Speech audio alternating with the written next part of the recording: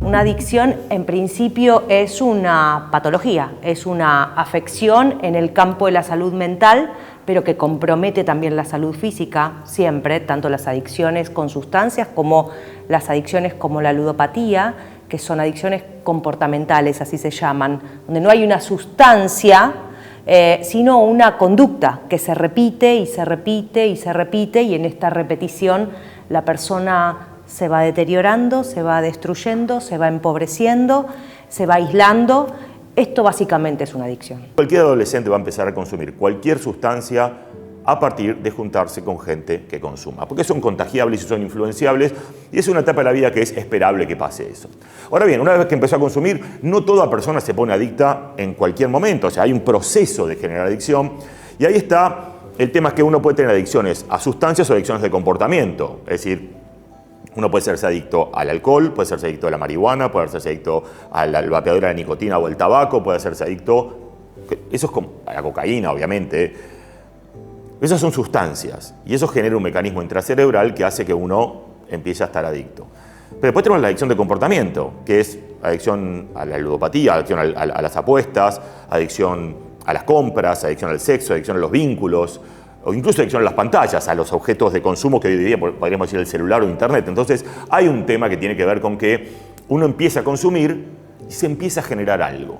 Y lo primero que aparece es un poco la dependencia psicológica, ¿no? El rol que juega en tu vida, para qué lo usas, hasta que te va atrapando. Uno empieza a ser consumidor frecuente, ocasional frecuente, y después empieza la adicción. Y esa adicción va a depender un poco de las características de la persona, porque la realidad es así, o sea, no toda persona se pone adicto de un día para otro, y uno analiza, hablando de apuestas, que es el gran flagelo que hoy tenemos con los chicos, 100 personas que apuestan, tenemos menos del 5% son ludópatas, hay un 20% de jugadores problemáticos y el resto son jugadores recreativos, por lo tanto no es algo que automáticamente va a generar adicción. Entonces hay un tema acá que tiene que ver con la sustancia, la persona, el entorno y la continuidad del consumo va a generar que uno se ponga adicto. Ahora, el tema es que cuando uno ya es adicto, está atrapado.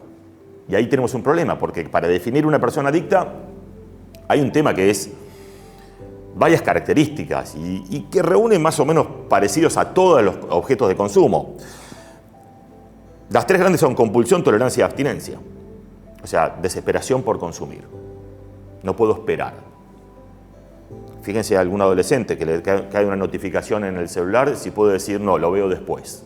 Eso es compulsión, no puedo esperar a ver lo que me están mandando.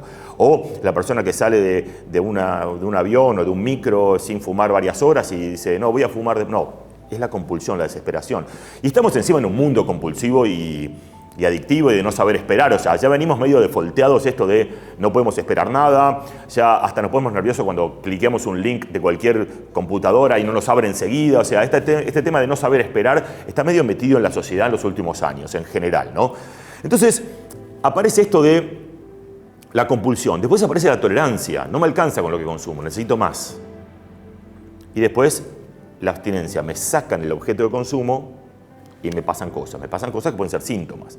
Después hay otras características para definir adicto a alguien. Puede ser, por ejemplo, invertir tiempo en conseguir la sustancia, o alterar tu vida en función de la sustancia, o consumir mucho más de lo que vos quisieras. Entonces, el tema de ser adicto es ser esclavo de algo. Por eso, el primer paso, si uno quiere salir de la adicción, es darse cuenta que tiene un problema. Si uno no se da cuenta que no lo ve como un problema, va a ser muy difícil dar el paso para decir, pido ayuda. Ahí sí hay que diferenciar la adicción de un consumo problemático, que es como un intermedio, personas que quizás se malenganchan con algo, empiezan a dañarse con ese algo, pero no entablan un vínculo adictivo. Para que haya una adicción, que siempre implica al menos dos cuestiones: la dependencia emocional de eso, es decir, que la persona no puede vivir y sentirse bien sin consumir eso, y el aislamiento, el empobrecimiento. El adicto siempre termina solo, queda solo, se va aislando,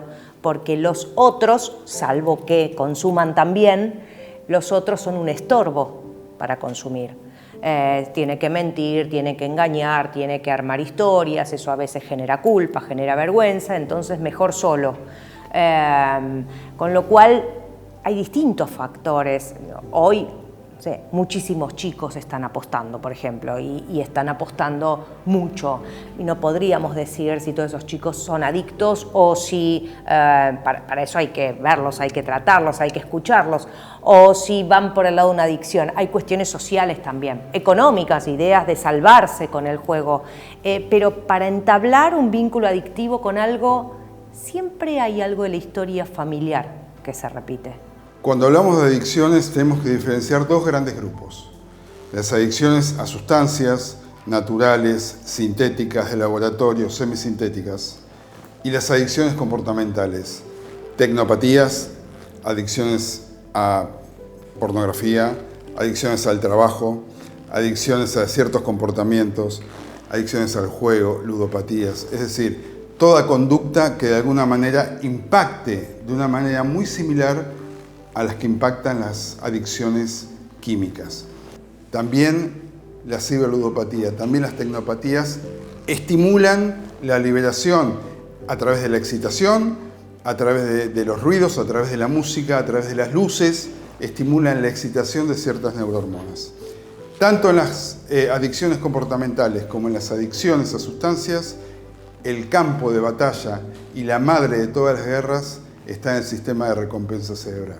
El sistema de recompensa intermitente es, como dice la palabra, un sistema, un protocolo dentro del armado de los juegos que tiene como objetivo generar estímulos de bienestar, pero también estímulos de frustración.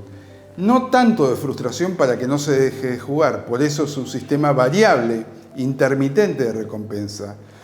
Ganas 1, perdés 2, ganas 2, perdés 4. Cuando ya estás a punto de largar, algo mágicamente pasa en el juego que ganás. Siempre hay una chance más. Ahora, el sistema de recompensa intermitente no es ingenuo, no es inocente.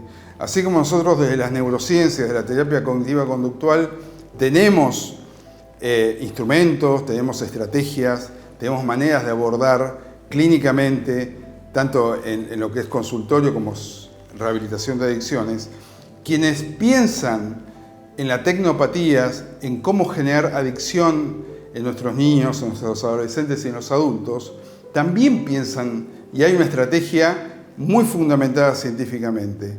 Se pierde, se gana, se gana, se gana, se pierde, se pierde, se pierde, se gana, se gana, se gana. Casi cuando se está por dejar de jugar, algo milagroso pasa y se gana. Esto no es aleatorio. Esto no es aleatorio, esto es pensado de tal manera que la necesidad de revancha, porque acá está el concepto infantil, ¿no? El pensamiento mágico de le voy a ganar, conmigo no vas a poder, y se estimula de muchas maneras ese pensamiento infantil. Por eso el consumo empieza a ser de un uso, pasa a ser de un abuso y termina siendo una dependencia.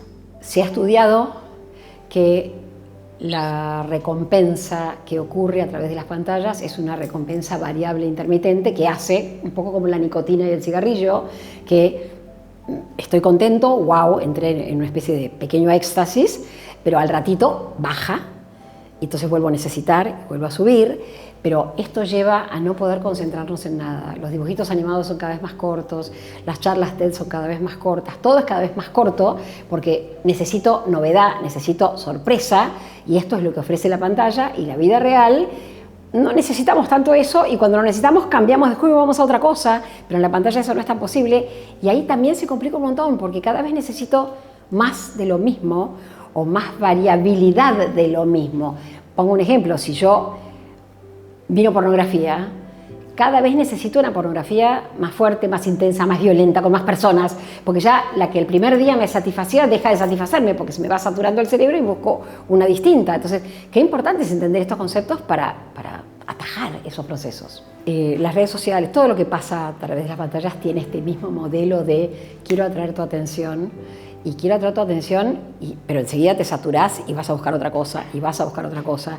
Y me parece que es bastante parecido al sistema de las adicciones, porque se satura y quiero lo mismo o más de lo mismo, y todo tiene que ver con la sociedad de consumo. O sea, para que consuman más, no necesariamente drogas, para que consuman más teléfonos, más iPads, más lo que fuera. Estamos como atrapados por ese sistema y los adultos tenemos que estar atentos a eso para saberlo y para explicárselo a los chicos también.